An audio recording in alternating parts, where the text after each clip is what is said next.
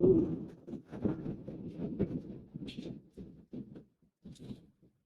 الحمد لله نحمده ونستعينه ونستغفره ونعوذ بالله من شرور أنفسنا ومن سيئات أعمالنا.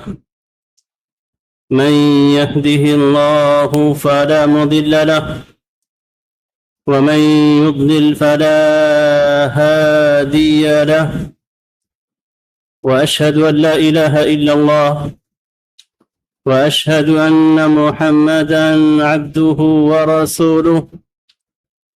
يا أيها الذين آمنوا اتقوا الله حق تقاته ولا تموتن إلا وأنتم مسلمون. يا أيها الناس اتقوا ربكم الذي خلقكم من نفس واحدة وخلق منها زوجها وبث منهما رجالا كثيرا ونساء، واتقوا الله الذي تساءلون به والأرحام إن الله كان عليكم رقيبا. يا أيها الذين آمنوا اتقوا الله وقولوا قولا سديدا يصلح لكم أعمالكم ويغفر لكم ذنوبكم، ومن يطع الله ورسوله فقد فاز فوزا عظيما. أما بعد، فإن خير الحديث كتاب الله، وخير الهدي هدي محمد صلى الله عليه وسلم، وشر الأمور محدثاتها، وكل محدثة بدعة، وكل بدعة ضلالة، وكل ضلالة في النار. أعوذ بالله من الشيطان الرجيم. بسم الله الرحمن الرحيم. ومن يطع الله والرسول فأولئك مع الذين أنعم الله عليهم من النبيين والصديقين والشهداء والصالحين وحسن أولئك رفيقا. حاضرین جمعہ،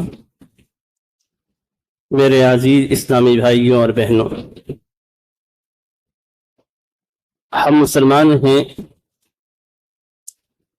اور مسلمان ہونے کی وجہ سے یہ بات اچھی طریقے سے جانتے ہیں کہ ہمیں اللہ تبارک و تعالیٰ نے اپنی عبادت کے لیے پیدا کیا ہے۔ ہم بارہا یہ بات سنتے ہیں کہ اللہ تبارک و تعالیٰ نے قرآن کریم کے اندر فرمایا وَمَا خَلَقْتُ الْجِنَّ وَالْإِنسَ إِلَّا لِيَعْبُدُونَ، کہ ہم نے جنوں کو اور انسانوں کو اپنی عبادت کے لیے پیدا کیا ہے۔ اللہ تبارک و تعالیٰ نے جب آدم علیہ السلام کو بنایا اور آدم علیہ السلام کے اندر اپنی روح کو پھونکا اور آدم علیہ السلام نے انسان کی شکل اختیار کی،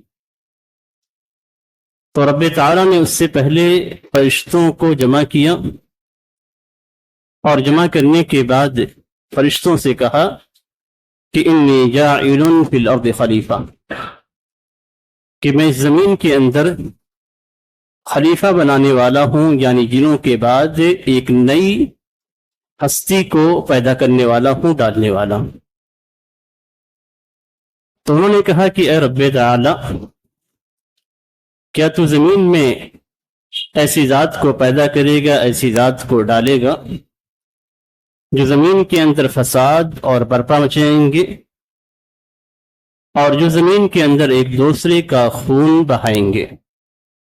اللہ تعالیٰ نے فرمایا کہ انی اعلم ما لا تعلمون، مجھے جس بات کا علم ہے اس کا علم تمہیں نہیں ہے۔ رب تعالیٰ نے آدم علیہ السلام کو پیدا کیا، جنت میں رکھا، اور ایک لغزش کی وجہ سے اللہ تبارک و تعالیٰ نے آدم علیہ السلام، حوا علیہ السلام اور ابلیس کو جنت سے نکال کر زمین پر پھینک دیا۔ اس سے پہلے کے واقعے پہ تھوڑا سا ہم نظر ڈالیں گے تو ہمیں اطاعت کا مفہوم اچھی طریقے سے سمجھ میں آ جائے گا۔ اطاعت کیا ہے اور اس سے اطاعت رسول کے مفہوم کو سمجھنے میں بڑی آسانی ہو جائے گی۔ رب تعالیٰ نے جب آدم علیہ السلام کو پیدا کیا تو فرشتوں کو حکم دیا، اور یہ واقعہ ہم میں سے ہر مسلمان جانتا ہے، ہم اپنے بچوں کو بھی سکھلاتے ہیں کہ رب تعالیٰ نے حکم دیا، فرشتوں کو حکم دیا جن میں ابلیس بھی شامل تھا، حکم دیا کہ آدم علیہ السلام کو سجدہ تعظیم کیا جائے۔ فرشتوں کے اندر رب تعالیٰ کی نافرمانی کا کوئی پہلو نہیں پایا جاتا ہے۔ وَيَفْعَلُونَ مَا يُؤْمَرُونَ، جو بھی حکم دیا جاتا ہے وہ کرتے ہیں۔ لا يعصون، وہ لوگ نافرمانی نہیں کرتے۔ رب تعالیٰ نے کہا سارے فرشتے آدم علیہ السلام کے لیے سجدہ تعظیم میں چلے گئے، ابلیس نے نہیں کیا، اور ابلیس نے نہیں کیا تو کیا کہا؟ انا خیر من خلقتنی من نار وخلقتہ من طین۔ یہ وہ بات ہے جس پہ غور کرنے کی ضرورت ہے، آگے میں اسی تعلق سے بات کروں گا۔ فرشتے نے کہا، فرشتے نے سجدہ کیا، ابلیس نے کہا کہ میں اس سے بہتر ہوں، میں اس سے بہتر ہوں، مجھے تو نے آگ سے پیدا کیا، اسے تو نے مٹی سے پیدا کیا، اور آگ مٹی سے زیادہ حیثیت رکھتی ہے اس کی نگاہ میں۔ رب تعالیٰ نے ابلیس کو دھتکار دیا، نعمتوں سے محروم کر دیا، اور اس کی اور اس کی اتباع کرنے والے کے لیے جہنم کا اشارہ کیا۔ یہ رب تعالیٰ کی اطاعت سے منہ موڑنا ہوا۔ رب تعالیٰ نے یہ نہیں کہا کہ میں نے تجھے افضل پیدا کیا، اسے افضل پیدا کیا۔ کسی قسم کی تعویل کو رب تعالیٰ نے قبول نہیں کیا۔ جب اس نے کہا کہ میں نے یہ سمجھا کہ میں بہتر ہوں، اور جو بہتر ہوتا ہے وہ اپنے سے ادنا کو سجدہ نہیں کرتا، فرشتے نے یہ تعویل پیش، ابلیس نے یہ تعویل پیش کی، اور رب تعالیٰ نے اس تعویل کو قبول نہیں کیا، اسے دھتکار دیا۔ حکم دیا گیا ہے تو حکم کی اطاعت واجب ہے۔ آپ کے عقل میں بات آتی ہے نہیں آتی ہے یہ آپ کا معاملہ ہے، آپ تعویل کرتے ہیں، اس کو دوسرے معنی میں لیتے ہیں، اس کام کو انجام نہیں دیتے، اس کی سزا آپ کو بھگتنی ہوگی۔ یہی حقیقت میں اطاعت کا مفہوم ہے، اسی کو اطاعت کہتے ہیں۔ اور اسی اطاعت کے لیے رب تعالی نے آدم علیہ السلام کے بعد انبیاء کرام کو بھیجا، اور نبی اکرم صلی اللہ علیہ وسلم پہ نبوت کا سلسلہ ختم ہو گیا۔ آدم علیہ السلام کے بعد جب حضرت نوح علیہ السلام کی قوم میں شرک آ گیا تو رب تعالیٰ نے حضرت نوح علیہ السلام کو شرک سے منع کرنے کے لیے رسول کے طور پہ بھیجا۔ وہاں پہ عبادت کے صحیح مفہوم کو اللہ تبارک و تعالیٰ کی جانب کرنے کے لیے بھیجا، اس لیے کہ رب تعالیٰ نے ہمیں اپنی عبادت کے لیے پیدا کیا ہے۔ وما خلقت الجن والانس الا ليعبدون، کہ ہم نے جنوں اور انسانوں کو صرف اپنی عبادت کے لیے پیدا کیا ہے۔ عبادت کا طریقہ آپ کو کیسے معلوم ہوگا؟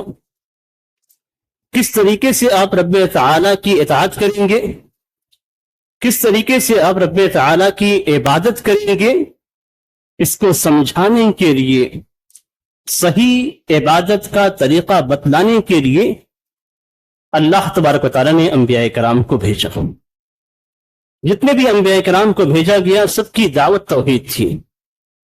قرآن کریم میں اللہ تبارک و تعالیٰ نے اس چیز کو سورہ انبیاء میں ایک ایک نبی کا نام لے کر آپ نے اللہ تبارک و تعالیٰ نے ذکر کیا ہے، اور اجمالی طور سے بھی اللہ تبارک و تعالیٰ نے قرآن کریم کے کئی مقامات پہ ذکر کیا ہے کہ ہم نے آپ سے پہلے جتنے بھی رسولوں کو بھیجا سب کا پیغام ایک ہی تھا کہ لا الہ الا اللہ، اللہ تعبدوا الا اللہ، کہ اللہ تبارک و تعالیٰ کے علاوہ کسی کی عبادت نہ کرنا۔ عبادت کا طریقہ نبی خود لے کر آتے تھے، توحید کا پیغام سارے انبیاء کرام کا ایک تھا، شریعتیں الگ الگ تھیں۔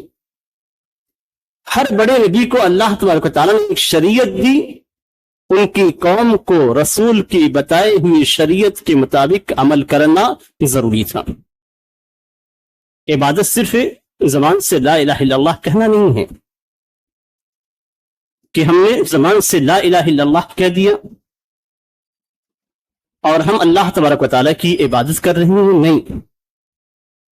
اسی لیے اللہ تبارک و تعالیٰ نے قرآن کریم کے اندر بھی انبیاء کرام کا تذکرہ کیا، نبی اکرم صلی اللہ علیہ وسلم کی اہمیت کو بتلانے کے لیے قرآن کریم کے اندر فرمائے وما محمد الا رسول، کہ محمد ایک رسول ہیں۔ ہم جو زبان سے گواہی دیتے ہیں کہ لا الہ الا اللہ محمد رسول اللہ، کہ اللہ تبارک و تعالیٰ کے علاوہ عبادت کے لائق کوئی ذات نہیں ہے، اللہ کی ذات یہی صرف عبادت کے لائق ہے۔ پھر آگے محمد رسول اللہ کیوں کہتے ہیں؟ عبادت کا معنی تو وہی ختم ہو جانا چاہیے۔ پھر محمد کے اللہ کے رسول ہونے کی گواہی کیوں دینی ہے؟ کبھی آپ نے سوچا ہے کہ اللہ تبارک و تعالیٰ نے فرمایا ما خلقت الجن والانس الا لیعبدون، کہ ہم نے جن کو انسانوں کو صرف اپنی عبادت کے لیے پیدا کیا ہے، تو پھر محمد رسول اللہ کی حیثیت، آپ کا مقام کیا ہے؟ کیوں ہم یہ گواہی دیتے ہیں کہ واشہد ان محمد رسول اللہ؟ کیوں ہم اپنی اذانوں کے اندر 5 وقت کی اذانوں میں جہاں اللہ تبارک و تعالیٰ کی عبادت کے لائق ذات ہونے کا اقرار کرتے ہیں، وہی اللہ کے رسول صلی اللہ علیہ وسلم کے رسول ہونے کی گواہی دیتے ہیں؟ کیوں دیتے ہیں؟ یہیں پہ اطاعت رسول کا مفہوم ہمیں سمجھ میں آتا ہے۔ ہم اس لیے گواہی دیتے ہیں کہ ہم جو بھی اللہ کی عبادت کریں گے وہ رسول کے ذریعے سے لائی ہوئی عبادت ہوگی، جس عبادت کو ہم انجام دیں گے۔ اگر ہم نے عبادت کا کوئی طریقہ اپنی جانب سے بنا لیا یا رسول کی اطاعت کو ہم نے اہمیت نہیں دی، تو ہم نے لا الہ الا اللہ کا اقرار نہیں کیا۔ ہم اللہ کے ذات کو عبادت کے لائق سمجھتے ہیں، لیکن جو عبادت اللہ نے دی ہے اپنے رسول کے ذریعے سے، اس عبادت کو ہم انجام نہیں دے رہے ہیں۔ مطلق اطاعت اللہ کے رسول صلی اللہ علیہ وسلم کی ہے، اللہ کے رسول ہے، یعنی اللہ نے ان کو بھیجا ہے اپنا پیغام دے کر۔ جو پیغام نبی اکرم صلی اللہ علیہ وسلم دیتے ہیں، یہ پیغام حقیقی معنوں میں اللہ تبارک و تعالیٰ کا پیغام ہے۔ یعنی قرآن جس طریقے سے اللہ تبارک و تعالیٰ کا کلام ہے، ایسے ہی اللہ کے رسول صلی اللہ علیہ وسلم کی سنتیں اللہ کا پیغام ہے۔ اللہ تبارک و تعالیٰ نے انہیں پیغام دیا ہے کہ یہ پیغام آپ لوگوں تک پہنچائیں۔ اگر آپ یہ سوچتے ہیں کہ اللہ کے رسول صلی اللہ علیہ وسلم ایک انسان تھے اور انسان ہونے کے ناطے اپنی جانب سے انہوں نے کچھ باتیں آپ کو کہی ہوں گی، تو آپ بہت خام خیالی میں ہیں۔ آپ کا خیال اور آپ کا اندازہ، آپ کی رائے، یہ سب غلط ہے۔ اس لیے کہ اللہ تبارک نے قرآن کریم کے اندر رب تعالیٰ کے رسول کو بالکل پاک اور صاف قرار دیا ہے۔ وما ينطق عن الهوى ان هو الا وحی یوحى، کہ رسول اکرم صلی اللہ علیہ وسلم اپنے دل کے اندر آنے والی خواہشات کے مطابق ہی نہیں بولتے ہیں۔ آپ نبی اکرم صلی اللہ علیہ وسلم کی سیرت کا مطالعہ کریں گے تو آپ حیران رہ جائیں گے کہ کس طریقے سے اللہ کے رسول صلی اللہ علیہ وسلم کے دل کو چیر کر بچپن میں بھی صاف کیا گیا تھا، اور پھر اسراء اور معراج کے موقع پہ جب نبی اکرم صلی اللہ علیہ وسلم کو اسراء اور معراج کرایا گیا تو اس وقت حکمت سے، علم سے اللہ کے رسول صلی اللہ علیہ وسلم کے دل کو بھر دیا گیا تھا۔ 2 بار سینہ چاک کیا گیا، اور 1 بار پاکی کی گئی، اور 2 بار علم و حکمت سے بھر دیا گیا۔ یہ وہ رسول ہیں جن کے دل سے نکلنے والی آواز بھی علم و حکمت کی ہوتی ہے۔ یہ وہ رسول ہیں جن کو اللہ تبارک و تعالیٰ نے اپنی وحی سے نوازا ہے، بولتے بھی ہیں تو رب تعالیٰ کی وحی ہوتی ہے۔ وما ينطق عن الهوى ان هو الا وحی یوحى، یہ رسول کا مقام ہے۔ اس مقام کو پہچاننا اطاعت سے پہلے لازم ہے، اس لیے کہ ہمیں اطاعت کب سمجھ میں آئے گی کہ رسول کی اطاعت کی اہمیت کتنی زیادہ ہے، جب ہم رسول کے حقیقی مقام کو پہچان لیں گے، جب ہمیں علم ہو جائے گا کہ رسول اکرم صلی اللہ علیہ وسلم کی زبان سے نکلنے والا ایک ایک لفظ رب تعالیٰ کی طرف سے وحی ہے، یا رب تعالیٰ نے ان کی بات کو برقرار رکھا ہے اور وہ شریعت کا حصہ بنا ہے، تو ہمارے اندر یہ جذبہ پیدا ہوگا کہ ہم رب تعالیٰ کی عبادت بالکل واضح انداز میں کر رہے ہیں۔ اسی لیے قرآن کریم کے اندر اللہ تبارک و تعالیٰ نے رسول اکرم صلی اللہ علیہ وسلم کی مستقل اطاعت کا حکم دیا ہے۔ اللہ تبارک و تعالیٰ قرآن مجید میں فرماتا ہے قل اطیعوا اللہ واطیعوا الرسول، اے نبی اکرم صلی اللہ علیہ وسلم آپ کہہ دیجئے کہ آپ اللہ کی اطاعت کریں، اللہ کے رسول کی اطاعت کریں۔ ومن یطیع اللہ والرسول، جو اللہ اور اس کے رسول کی اطاعت کرتا ہے۔ تقریباً قرآن کریم کے 11 مقامات پہ اللہ تبارک و تعالیٰ نے رسول کی اطاعت کا حکم دیا ہے۔ رسول کی اطاعت کی کتنی اہمیت ہے۔ وَمَن يُطِعِ الرَّسُولَ فَقَدْ أَطَاعَ اللَّهَ، جس نے رسول کی اطاعت کی اس نے حقیقی معنوں میں اللہ کی اطاعت کی ہے۔ رسول کی اطاعت صرف رسول کی اطاعت نہیں ہے، رسول کی اطاعت حقیقت میں اللہ تبارک و تعالیٰ کی اطاعت ہے۔ رسول کی اتباع حقیقت میں اللہ تبارک و تعالیٰ کی بات کو ماننا ہے۔ اگر آپ رسول کی اطاعت نہیں کرتے ہیں تو اللہ کی چاہے کتنی ہی بندگی کرے، اللہ آپ سے راضی نہیں ہوگا۔ نبی اکرم صلی اللہ علیہ وسلم نے ایک حدیث کے اندر اپنی اطاعت کا جو معنی اور مفہوم ہے اور اس کا جو نتیجہ ہے، دونوں چیزوں کو واضح کیا۔ اللہ کے رسول صلی اللہ علیہ وسلم فرماتے ہیں کل امتی یدخلون الجنہ الا من ابا، میری امت کے سارے افراد جنت میں داخل ہوں گے۔ ایک بار پھر سوچئے، آپ نے کیا فرمایا؟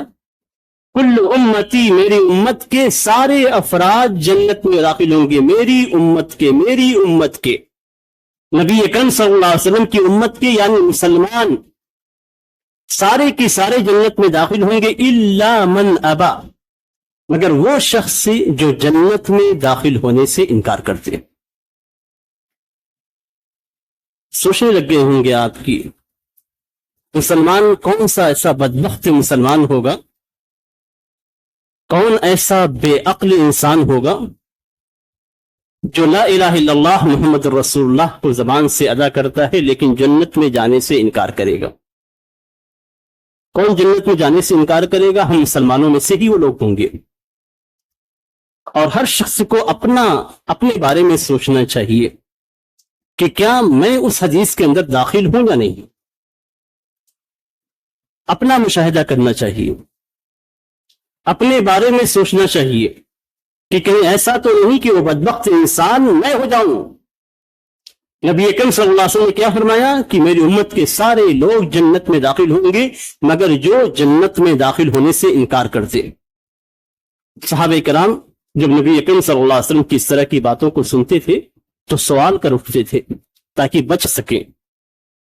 پھر پوچھنا مقصد نہیں ہوتا تھا، جیسے آج ہم حکم پوچھ لیتے ہیں اپنے مطابق عمل کر لیتے ہیں، علماء کرام کے پاس جاتے ہیں اپنے مسائل کو سامنے رکھتے ہیں، علماء کرام کا جواب اگر ہماری خواہش کے مطابق ہوتا ہے تو ہم لے لیتے ہیں، اور اگر ہماری خواہش کے خلاف ہو تو ہم سلام کر کے واپس ہو جاتے ہیں، اپنے کام پہ لگ جاتے ہیں۔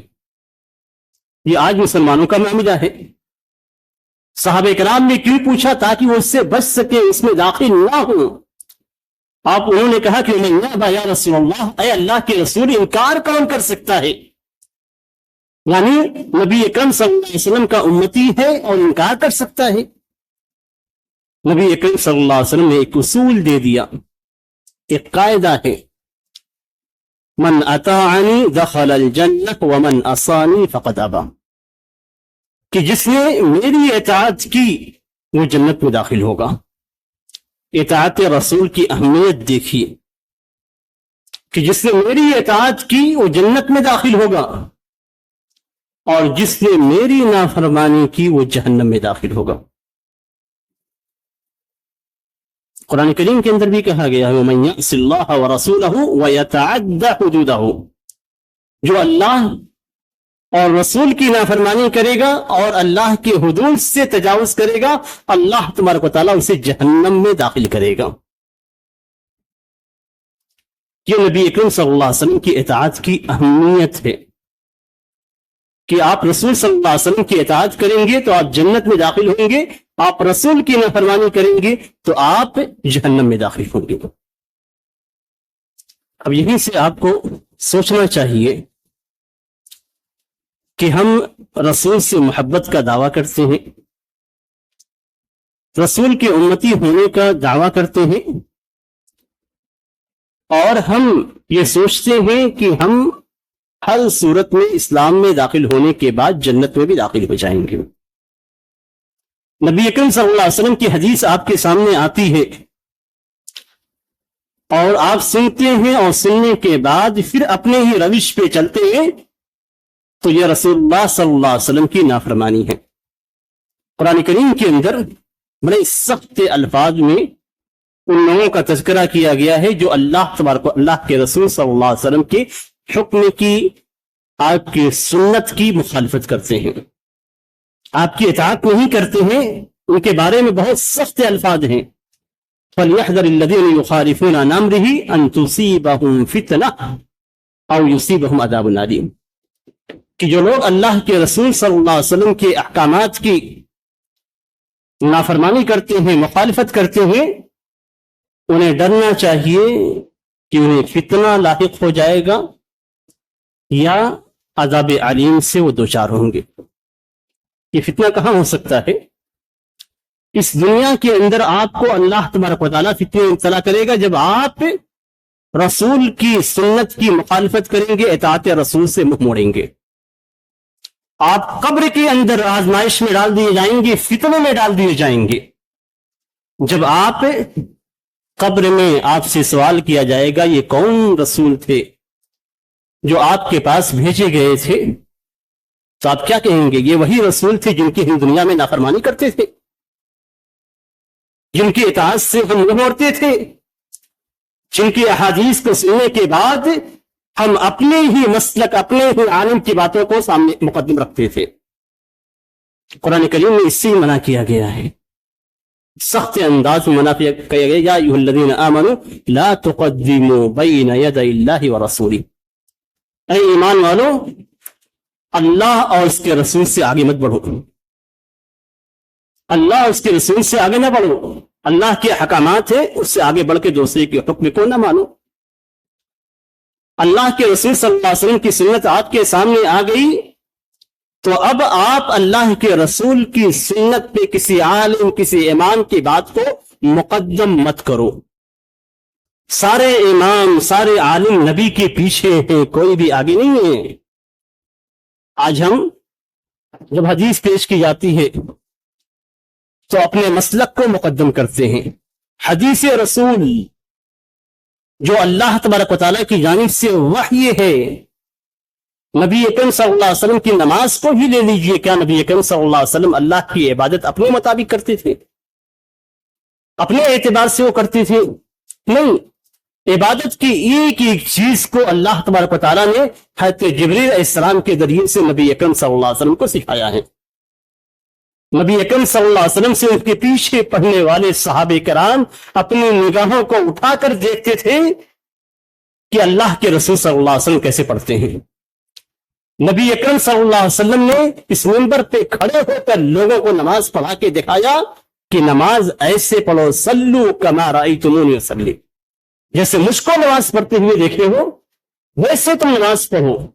صحابہ کرام نے نقل کیا تابعین تک، تابعین نے نقل کیا اپنے بعد کی ائمہ تک، ائمہ نے نقل کیا اپنی کتابوں میں، اور بتایا بھی گیا کہ یہ صحیح ہے، یہ ضعیف ہے۔ معاملہ ضعیف احادیث کہا جاتا ہے۔ یہاں بھی وضاحت کرتے چلو کہ ضعیف احادیث کے اندر جو باتیں کہی جاتی ہیں وہ دین کا حصہ نہیں ہوتی ہیں۔ ضعیف احادیث میں جو باتیں ذکر کی جاتی ہیں وہ دین کا حصہ نہیں ہے۔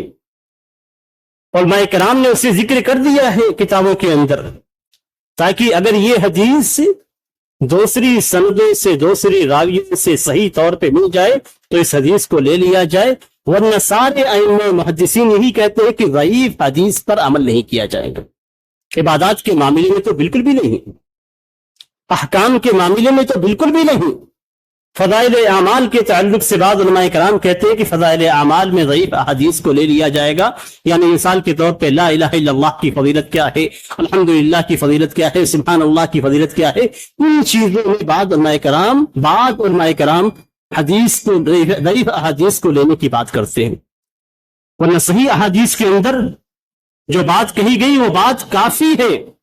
آپ پوری زندگی عمل کرتے رہیں تب بھی آپ ساری صحیح احادیث پر عمل نہیں کر سکتے ہیں، زندگی کٹ جائے گی، قبر میں آپ اتر جائیں گے، لیکن اس کے باوجود کسی امام نے آج تک یہ نہیں کہا، کسی محدث نے نہیں کہا، اور یہ ممکن بھی نہیں ہے کہ آپ نبی اکرم صلی اللہ علیہ وسلم کی ہر حدیث پر، ہر سنت پہ عمل کر لیں، ممکن نہیں ہے۔ کتنی صحیح احادیث ہیں جن پہ عمل نہیں ہو پاتا ہے، اور ان کے آپ مکلف بھی نہیں ہیں، لیکن ہم صحیح احادیث کو چھوڑ کر ضعیف حدیث لیتے ہیں جس کے بارے میں شک ہے۔ ضعیف حدیث کا معاملہ کیا ہوتا ہے کہ ان احادیث کے تعلق سے شک ہوتا ہے کہ نبی اکرم صلی اللہ علیہ وسلم نے یہ فرمایا یا نہیں فرمایا، شک کی بنیاد پہ ہم حدیث کو چھوڑ دیتے ہیں، صحیح حدیث کو لیتے ہیں۔ اور تعجب کی بات تو یہ ہے کہ عبادات کے سلسلے میں نماز، روزہ، حج، اس طرح کی بڑی عبادات کے سلسلے میں جہاں آپ کو ضعیف حدیث ملتی ہے وہیں پہ اس کے مقابل میں صحیح حدیث ملتی ہے۔ ہم صحیح حدیث کو کیوں چھوڑتے ہیں جس کے بارے میں ہمارے یہاں کنفرم ہے کہ یہ نبی اکرم صلی اللہ علیہ وسلم کا فرمان ہے؟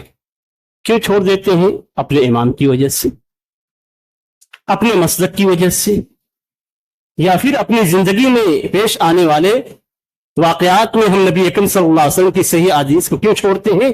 اس لیے کہ ہمارے جو مزاج ہے اس مزاج کے مطابق نہیں ہے۔ یہی وہ چیز تھی جسے ابلیس نے کیا تھا اور رب تعالیٰ کی درگاہ سے اسے بھگا دیا گیا تھا۔ اس نے کیا کہا تھا؟ انا خیر من خلقتنی من نار، میں تو بہتر ہوں۔ ہم کیا کہتے ہیں کہ ہمارا جو فیصلہ ہے، ہم نے جو سوچا ہے وہ ہمارے لیے بہتر ہے، ہم اگر نبی کی سنت پہ عمل کریں گے تو دنیا کے اندر گھاٹا ہو جائے گا، ہمارا مال خسارے میں ہو جائے گا، اس لیے ہم سود بھی لیتے ہیں، ہم جھوٹ بھی بولتے ہیں، ہم دھوکہ بھی دیتے ہیں، ہم فریب سے بھی کام لیتے ہیں، ہر غلط چیز کو ہم اپناتے ہیں۔ کیوں؟ دنیا کے چند نوٹ کمانے کے لیے۔ اللہ کے رسول صلی اللہ علیہ وسلم کی سنت کو ہم پیچھے رکھ دیتے ہیں۔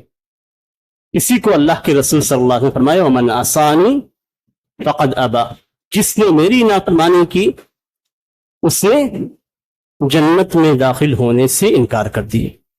نبی کی حیثیت کیا ہے؟ آپ کا مقام کیا ہے؟ اللہ تبارک تعالیٰ نے ایک آیت میں بتلا دیا، دو آیتوں میں بتلایا ہے۔ ایک آیت میں اللہ تبارک تعالیٰ فرماتا ہے وما آتاکم الرسول فخذوہ، رسول تمہیں جو بھی دے اسے لے لو، خاموشی کے ساتھ، بولنا نہیں ہے، آگے سوال نہیں کرنا ہے، کچھ بھی سوچنا نہیں ہے، جو رسول نے جو نے کچھ دیا وہ لے لو، جس سے منع کیا اس سے رک جاؤ۔ گھاٹا ہو رہا ہے پھر بھی رک جاؤ، نقصان ہو رہا ہے پھر بھی رک جاؤ، ہر صورت میں رسول نے جس سے منع کیا اس سے رک جائیے، جس کا حکم دیا اسے آپ لے لیجیے۔ کیوں؟ اس کو دوسری آیت میں بیان کیا گیا ہے لَقَدْ كَانَ لَكُمْ فِي رَسُولِ اللَّهِ أُسْوَةٌ حَسَنَةٌ لِمَنْ كَانَ يَرْجُو اللَّهَ وَالْيَوْمَ الْآخِرَ، کہ اللہ کے رسول صلی اللہ علیہ وسلم میں تمہارے لیے بہترین نمونہ ہے، ہر چیز میں۔ کسی چیز کا حکم دیتے ہیں اس میں بھی، کسی چیز سے منع کرتے ہیں اس میں بھی، زندگی گزارنے کا جو طریقہ آپ نے دیا اس میں بھی، آخرت کو سنوارنے کا جو طریقہ آپ نے دیا اس میں بھی۔ کس کے لیے بہترین نمونہ ہے؟ آپ ان میں شامل ہیں یا نہیں ہیں یہ آپ کو دیکھنا ہے۔ لمن کان یرجو اللہ والیوم الآخر، جس کے پاس یہ امید ہے کہ وہ اللہ تبارک و تعالیٰ سے ملاقات کرنے والا ہے، اچھی امید آپ رکھیں گے اللہ سے کہ میں اللہ سے ملاقات کرنے والا ہوں، اللہ میرے ساتھ بہترین معاملہ کرے گا، تو آپ رسول اکرم صلی اللہ علیہ وسلم کی اس کو اسوہ مانیے، ان کو نمونہ مانیے، ان کی اطاعت کیجیے۔ آخرت میں آپ کو امید ہے کہ آپ کے ساتھ اچھا معاملہ کیا جائے، آپ امید رکھتے ہیں کہ اللہ تبارک و تعالیٰ آخرت میں میرے ساتھ بہترین معاملہ کرے گا، تو رسول اکرم صلی اللہ علیہ وسلم کو اسوہ اور نمونہ مان لیجیے۔ اللہ سے ملاقات میں آپ کو آسانی ہو جائے گی، آخرت کے دن کے حساب میں آپ کے لیے آرام ہو جائے گا۔ یہی اطاعت رسول ہے کہ اللہ اور اس کے رسول کو ہر چیز میں قبول کیا جائے، جس سے منع کیا رک جائیں، جس کا حکم دیا اس میں حتی المقدور جتنی بھی ہم سے کوشش اور محنت ہو سکتی ہے رب تعالی اور اللہ کے رسول صلی اللہ علیہ وسلم کی اطاعت کریں۔ یہی لا الہ الا اللہ محمد رسول اللہ کا مفہوم ہے، یہی مسلمان ہونے کا مطلب ہے۔ اگر ہم نے اس سے الگ اپنے آپ کو کر لیا تو ہم نے لا الہ الا اللہ صرف زبان سے کیا اور کہا اور اس کے مطابق ہم نے عمل نہیں کیا، اور ہم نے اللہ کے رسول کو حقیقی معنوں میں رسول نہیں سمجھا۔ اس لیے اطاعت رسول کی اہمیت ایک مسلمان کی زندگی میں بہت زیادہ ہے، اس کی آخرت کا مکمل تعلق رسول کی اطاعت سے ہے۔ اس لیے ہمارے اوپر جو چیز واجب ہوتی ہے وہ یہ کہ فلاں اور فلاں کے بجائے رسول اکرم صلی اللہ علیہ وسلم کی احادیث پر ہم عمل کریں، اختلافات کو پرے رکھیں، مسلکی اختلاف کو سائڈ پہ رکھیں، ہم یہ تلاش کریں کہ اللہ اور اس کے رسول ہمیں کس بات کا حکم دیتے ہیں اس بات کو ہم قبول کریں، اسی کے مطابق اپنی زندگی گزاریں، اسی کے مطابق اپنی عبادات کو صحیح کریں، اسی کے مطابق اپنے دنیاوی معاملات کو صحیح کریں، اسی کے مطابق اپنے اخلاق اور کردار کو درست کریں۔ اسی میں دنیا اور آخرت دونوں کی بھلائی ہے، اور یہی وہ کام کریں گے تو ہم سچے اور پکے مسلمان ہو جائیں گے۔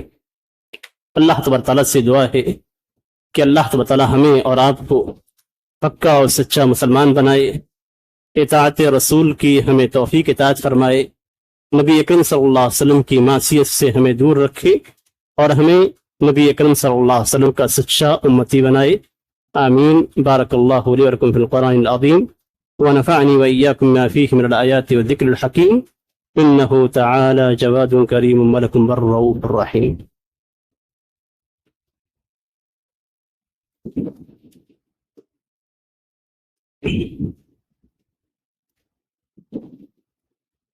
إن الحمد لله نحمده ونستعينه ونستغفره ونعوذ بالله من شرور أنفسنا ومن سيئات أعمالنا، من يهده الله فلا مضل له ومن يضلل فلا هادي له، وأشهد أن لا إله إلا الله وأشهد أن محمدا عبده ورسوله، أما بعد فإن خير الحديث كتاب الله، وخير الهدي هدي محمد صلى الله عليه وسلم، وشر الأمور محدثاتها، وكل محدثة بدعة، وكل بدعة ضلالة، وكل ضلالة في النار۔ أعوذ بالله من الشيطان الرجيم، إن الله وملائكته يصلون على النبي يا أيها الذين آمنوا صلوا عليه وسلموا تسليما۔ اللهم صل على محمد وعلى آل محمد كما صليت على إبراهيم وعلى آل إبراهيم إنك حميد مجيد۔ اللهم بارك على محمد وعلى آل محمد كما باركت على إبراهيم وعلى آل إبراهيم إنك حميد مجيد۔ عباد الله رحمني ورحمكم الله، إن الله يأمر بالعدل والإحسان وإيتاء ذي القربى وينهى عن الفحشاء والمنكر والبغي، يعظكم لعلكم تذكرون، فاذكروا الله يذكركم وادعوه يستجب لكم، ولذكر الله أكبر، والله يعلم ما تصنعون۔